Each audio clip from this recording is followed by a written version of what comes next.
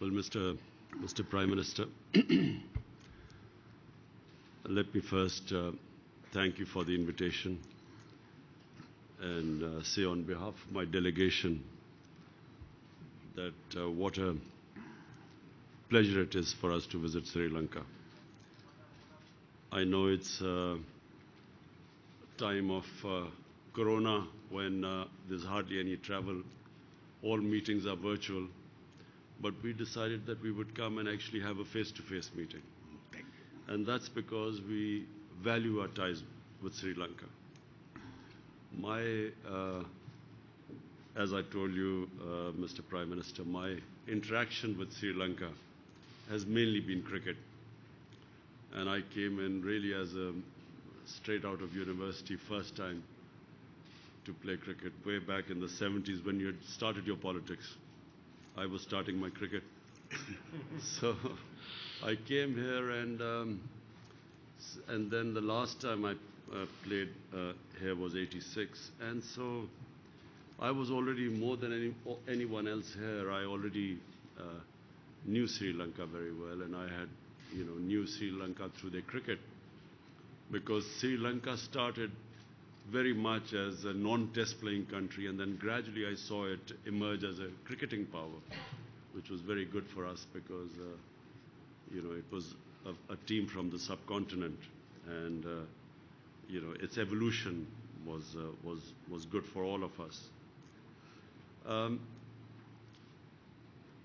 First of all, I want to invite you to Pakistan again, and I especially want to invite you because not many people in Sri Lanka know that what is northern Pakistan was the center of Buddhist civilization.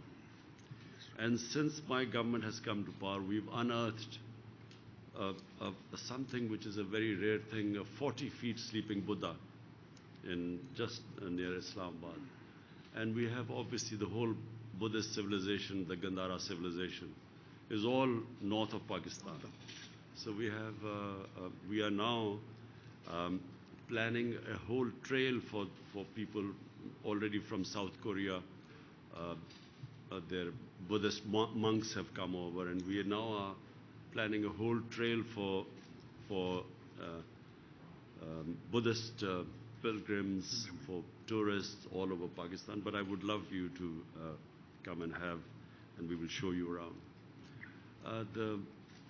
We have passed through a similar experience, very tough experience. Your experience was much longer than ours, almost 30 years with fighting terrorism.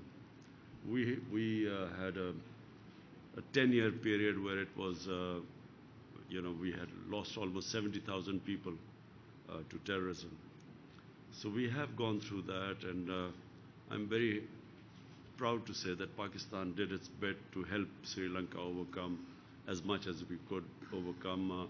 It was one of your biggest challenges, because a country that relies a lot on tourism, the first thing that terrorism affects is tourism. And second thing it affects is investment. So because we went through the same thing, I was very happy that finally Sri Lanka has has overcome this big challenge.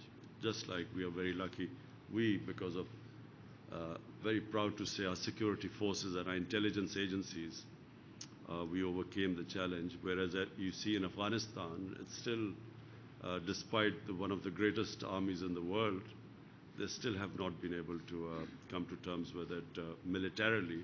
And now, of course, they are trying to resolve it, which I always thought was always the answer, was a political settlement. But we finally did overcome it.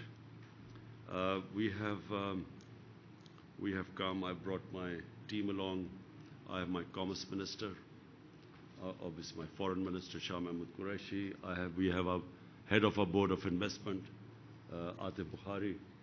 And then we have our Tourism Minister, Zulfi Bukhari, because tourism is something actually we want to learn from you, because Sri Lanka is much more advanced in tourism. In Pakistan, we never paid attention to it.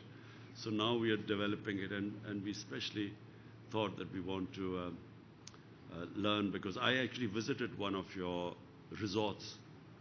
It was somewhere south, and it was on a lake, and I still remember that it was a very well done resort, which we haven't. There's no concept of resorts in Pakistan. So anyway, I brought my tourism minister along. We hope to have interactions. We hope to strengthen our relationship with you. And again, we hope to see you in Pakistan so that we can further strengthen our relationship.